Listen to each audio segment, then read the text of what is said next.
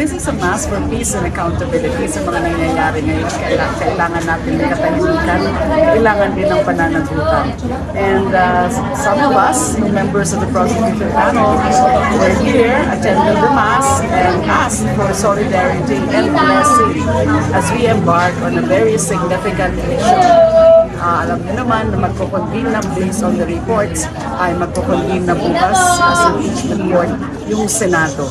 So in other words, the impeachment process is now ongoing. The impeachment trial is about to start. Pagamat wala namang formal na imbitasyon na pumunta kami doon, the House of Representatives was informed by the current Senate President about the intended convening of the Senate as an impeachment court bukas.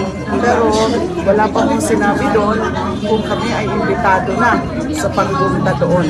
Pero pag-uusapan po namin yan, we may or may not go there just to show our readiness and also to enter our formal appearance, entry of appearance ng panel of prosecutors. Sa tingin niyo po ba maapektuhan po yung impeachment dun sa nangyaring gulo sa Senado recently? Wala naman ho. Hindi naman nagbabago yung komposisyon ng Senado. Yung pong liderato lang ho nagbabago. So, handa naman po kami magpresenta ng ebidensya at lahat po ng kabuang kaso laban po sa ating pangalang pamumuno. Kaya po ako, irrespective of who the Senate leadership is, we will be able to convince the senator judges at to convict the Vice President.